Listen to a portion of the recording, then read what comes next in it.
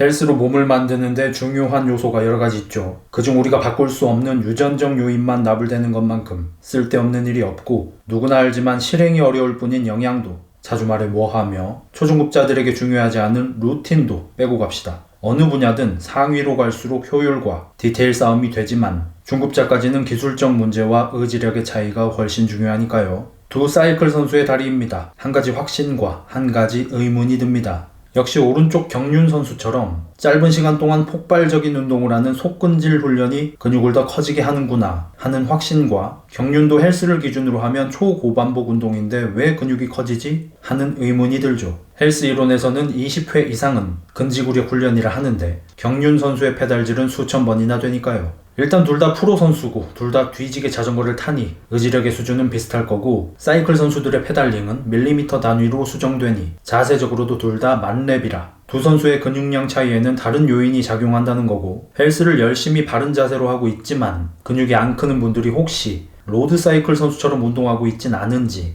앞으로 경륜 선수처럼 운동하면 근육이 커지지 않을지 생각해볼 여지가 있죠. 이 둘의 차이는 근육을 얼마나 가둬놓고 패냐입니다. 여기서 얼마나는 정도이기도 하고 시간이기도 합니다. 왼쪽 로드사이클 선수는 하루에 10시간 이상도 라이딩을 합니다. 근육의 혈액을 몰고 산소 공급이 원활히 되지 않는 상태, 헬스에서 펌핑이라 하는 그 상태로 로드 레이스를 한다면 1시간이면 허벅지 근육이 괴사해버릴 겁니다. 해서 로드사이클에서는 부드러운 페달링이라 하여 힘 분배를 잘하는 것이 중요하고 유산소 운동 시스템을 기반으로 필요할 때만 폭발적인 힘을 사용합니다. 오른쪽 경륜 선수는 로드 사이클보다 경기 시간이 훨씬 짧고 그마저도 최종 몇 바퀴를 제외하면 적당히 탑니다. 물론 그 적당히도 B 선수에게는 대단한 와트지만 선수 입장에서는 서로 눈치 보면서 적당히 자리 경쟁을 하다가 최종 몇 바퀴가 남았을 때 미친 듯이 밟아댑니다. 쇼트트랙과 비슷하죠. 경륜 선수의 다리가 단시간 폭발적인 힘을 내기 위해 속근이 발달하며 근육의 사이즈가 커지는 건 당연한 거고 그 폭발적인 힘을 내는 시간이 짧기에 근육이 글리코겐과 혈액을 많이 담을 수 있는 저장고가 됩니다.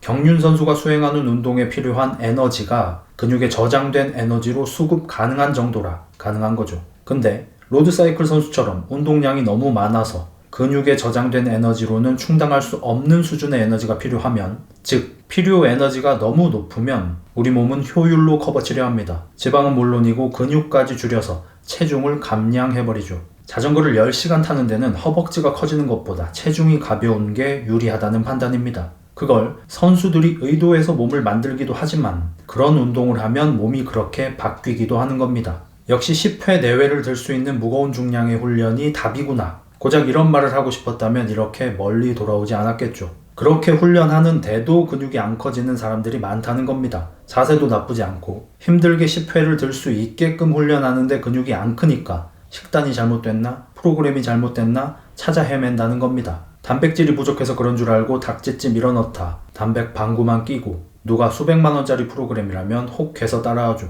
생각이 10회라는 숫자에 매몰되어 있으니 10회를 어떻게 해야 하는지에 대한 문제의식이 없습니다. 경륜 선수가 폭발적인 힘을 내는 시간이 짧은 건 로드 사이클에 비해서고 헬스 기준에서는 경륜도 아주 긴 시간 동안 아주 많은 반복수를 합니다. 라스트 어택에 수십 초간 수백 번의 페달질을 하니까요. 그런데도 근육은 커집니다. 결국 횟수의 문제가 아니라 가둬놓고 패는 기술의 문제입니다. 그것만 잘하면 10회를 하든 20회를 하든 50회를 하든 근육은 큽니다. 휴대폰 쳐보면서 3분, 5분씩 쉰다면 더 무거운 중량으로 10회를 할 수 있지만 근육에 있던 혈액은 도망갑니다. 10회를 채우기 위해 운동 중에 고립이 풀리고 최하단부 혹은 최상단부에서 의식적으로든 무의식적으로든 근육이 덜 지치게 치팅하면 근육에 있는 혈액은 도망갑니다. 가둬놓고 배지 않은 겁니다. 자극을 잘 느끼지 못하는 분들이 평소보다 느리게 반복하기만 해도 자극이 잘 느껴지는 이유는 힘이 들어갈 수밖에 없는 가동 범위 내에서 느리게 반복하면 근육이 강제로 가둬지기 때문입니다.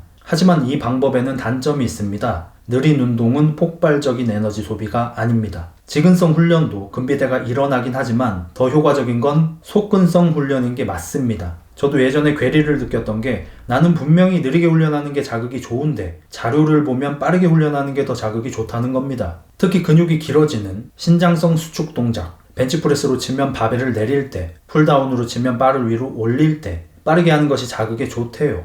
사실 너무 당연하죠. 속근을 조지기 위한 운동에서 느리게 반복하는 게 더 효과적인 게 이상한 거죠. 우리가 빠르게 하면서도 근육을 가둬놓는 기술이 없기에 빠르게 했을 때보다 느리게 했을 때 더 큰 자극이 느껴지는 겁니다. 실제로 벤치프레스든 랩풀다운이든 이완 때 힘주면서 가벼운 중량으로 준내 빨리 고반복을 하면 미칠 듯한 펌핑이 옵니다. 근데 이런 훈련은 부상의 위험이 높죠. 그래서 웬만한 보디빌더들도 하지 않는 겁니다. 몇몇 고지식한 보디빌더들은 무조건 네거티브를 느리게 하라 하지만 보디빌더 중에서도 운동을 잘한다는 이들은 네거티브를 딱히 느리게 가져가지 않는 경우가 있고 심지어 로니는 고중량 훈련도 네거티브를 빨리 가져갑니다. 그 경지에 도달한 사람들이죠.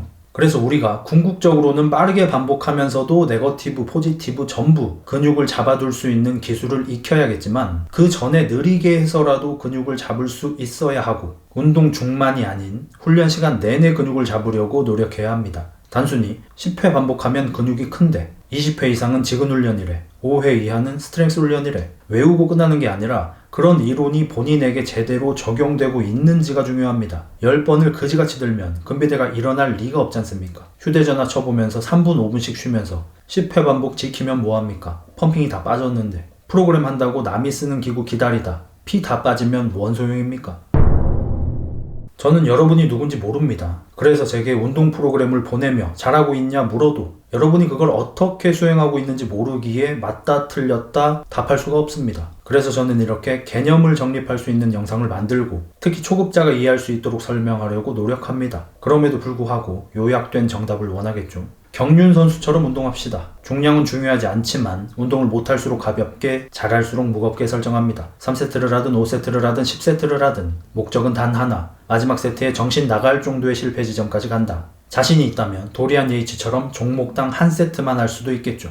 경륜 선수가 마지막 골인 지점을 위해 달리듯 마지막 세트가 아닌 모든 세트는 마지막 세트를 위함입니다.